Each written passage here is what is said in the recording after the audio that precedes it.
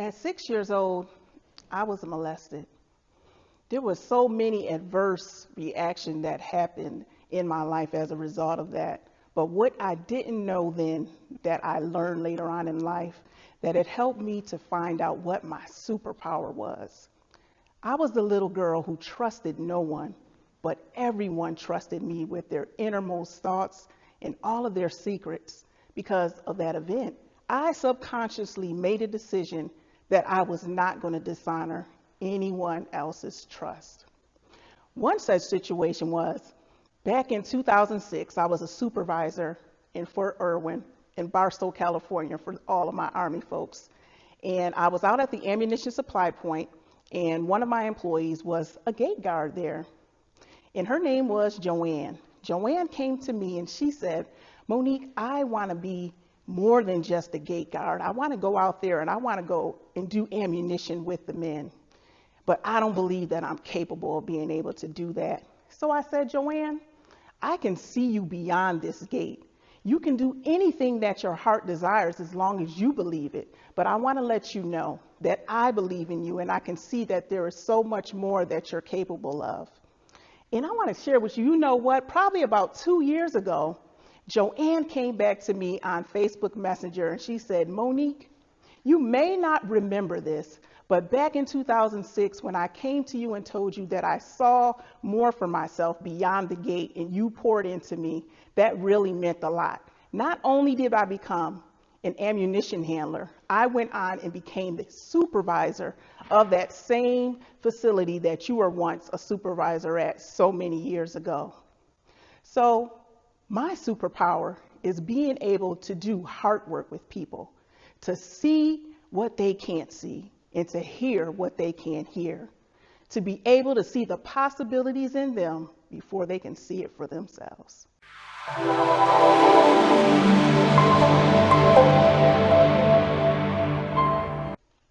So I can remember it was 2005 and I was in McAlester, Oklahoma, my first government job. It was a paid internship. So it was a Friday and I was already at work. And the next thing I heard over the loudspeaker, Monique Pearson, please report to the conference room. So I walked into the conference room and the first thing that I saw was security to my left. The director was front and center and all the upper echelon of management of the Ammunition Defense Center was sitting at the conference room table. And the next thing that I heard was, Monique, you're terminated. So security walked me out to my car. He held his hand out and he took my badge and they scraped the decal off my windshield. I sat in my car in bewilderment. What am I going to do? I just started my government career. I don't have enough money saved up. How am I going to make it? But I can recall 2 weeks prior to that, there was a rumor going around that there were 10 people who were going to be terminated.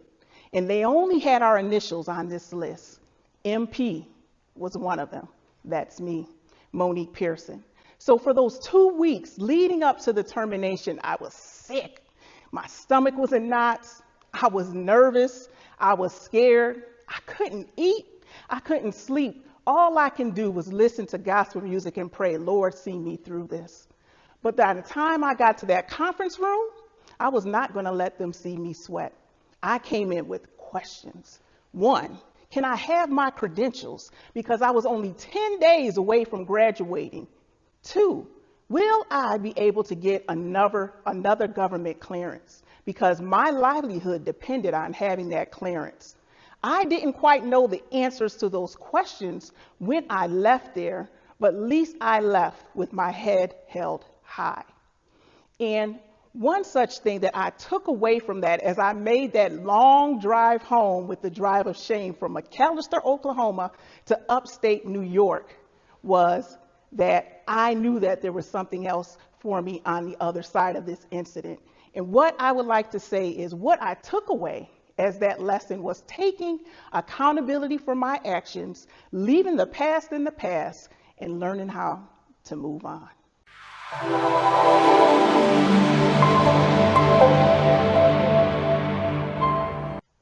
So it's 2016. I'm now working for the federal government in Hanover, Maryland, and I was on USA Jobs looking for something else. And lo and behold, the opportunity of a lifetime came before me, a job to live and work in Milan, Italy for 3 years. You know I applied for that job, and guess what, y'all? I got it. I was super excited. I got my diplomatic passport. I was going to be working in the embassy. You couldn't tell me nothing. So the first day I came there with all of this excitement, and I was speaking to one of the co-workers. Her name was Sarah. And Sarah said to me, "Girl, I am so glad you're here because I cannot wait to give you this workload." I was like, what's that all about? There's something else leading up to this. Then Sarah went on to share with me that there was no team, we had no policies, no procedures in place, and that this entire workload would need to be built up from scratch. And that responsibility was mine. Mind you, none of this was shared with me on the interview.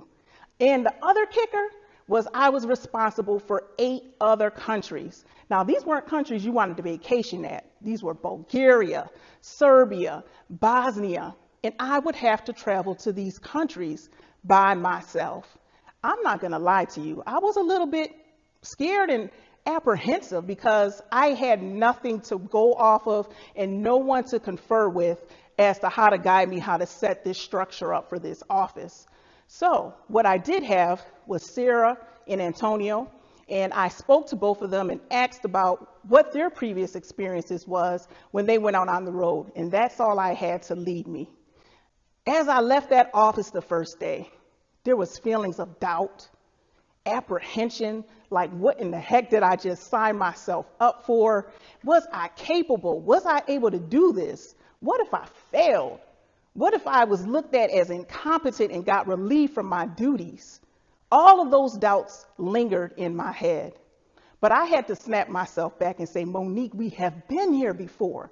You've been in positions where you didn't have any guidance and all you can lean on was your training, your experience, and put that to work." And that's exactly what I did. I went on to build that team, and we were able also to do and put into place procedures that helped to make us successful. As an end result, my team won Team of the Quarter, and I won Employee of the Year for all of Europe and other numerous awards while I was there for those 3 years. So I would like to share with you the same way I had to share with myself. When you're doubting yourself, if you're capable of doing something, if there's something that you just can't see you being able to get through to the finish line, I want you to pull out your resume, pull out your highlights, and pull out your reels of your life, because I'm sure you got a lot of plays that showed that you showed up when it was time to play the game. I want you to never, ever count yourself out, because just like I had to share with myself, you got this.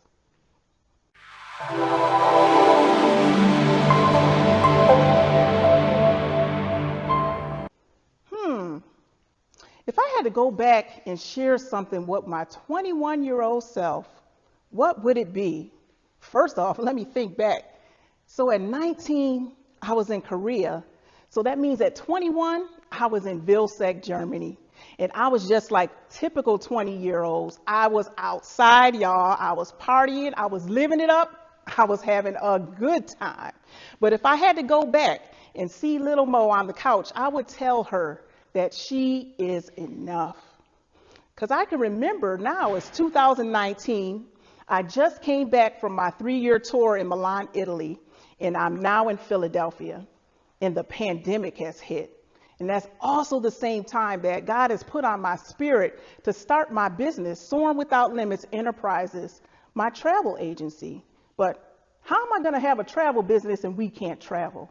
So I had to be creative. So the first thing I did was come up with a course that was going to teach people how to travel smart and safely internationally, and it was entitled, "I Believe I Can Fly." But you know what? No one wanted to fly with me, because when I launched the course, it was crickets. Nobody signed up.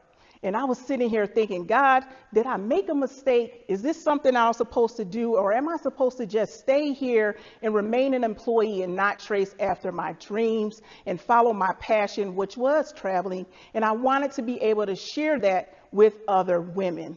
But I am so glad that I stuck it out and saw it past those challenges that were the early stages of the business, to be able to stand before you today and to be able to empower and to help and support into other women. So I would go back and say to 19-year-old, 20-year-old, 21-year-old, little Mo, you are enough.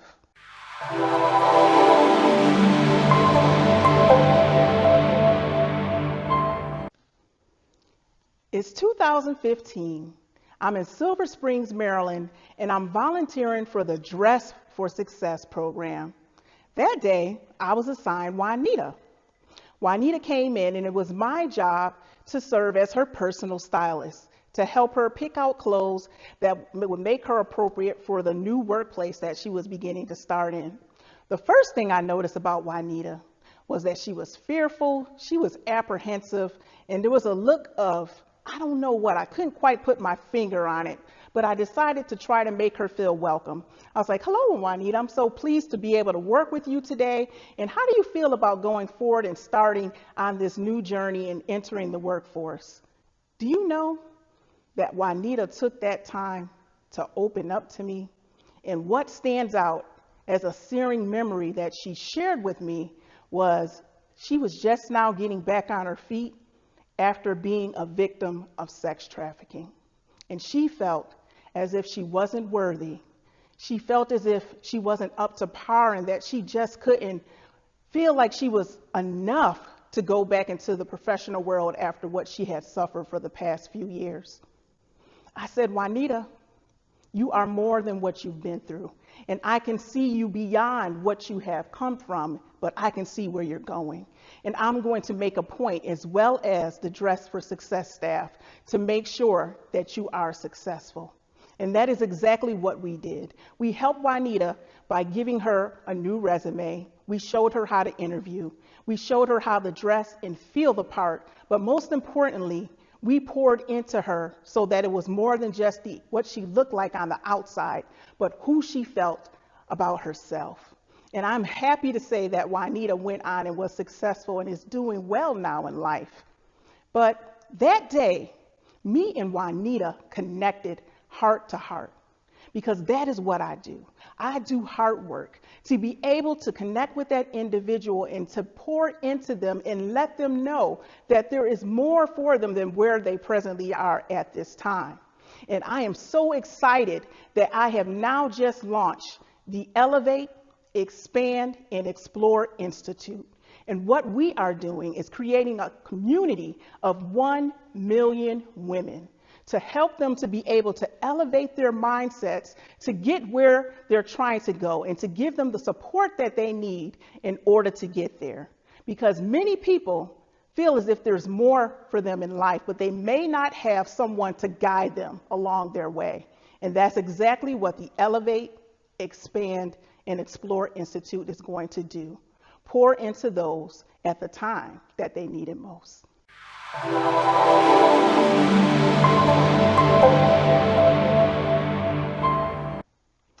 There's a problem today that many women are facing.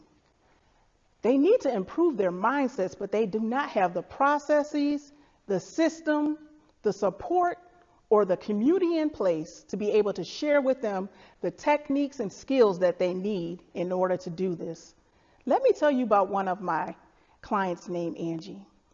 Angie came to me. She's a successful business owner of a restaurant, and she was about to come upon a monumental milestone in her life, her 60th birthday, and she wanted to do it up big. So I said to Angie, let's do something a little different. Let's go ahead and celebrate this 60th decade in an international environment. She was like, Monique, gave me that look of apprehension and a little bit of fear. And I was like, Angela, we can do this.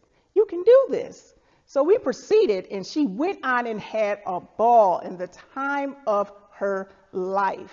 And I found that there are many women out there just like Angie. You're successful, you're married, or you may be single. You may be a successful entrepreneur or business owner, but on the outside, everyone is looking at you and everything looks good. But on the inside, you're thinking to yourself, I know that there is so much more that I'm capable of. I want so much more out of life, but I may not know how to get there. So I would like to offer you the opportunity to come partner with us at the Elevate, Expand, and Explore Institute, where we see capabilities that you can reach up to and reach far beyond before you can do it for yourself. Because we offer support, unwavering support, because we believe in our clients. Not only our clients, because we consider ourselves a community, a little family. And that is why people decide to work with us, because they trust us, they know that their money will be well spent, and they also know that we will make good use of your time, a resource that you can never get back.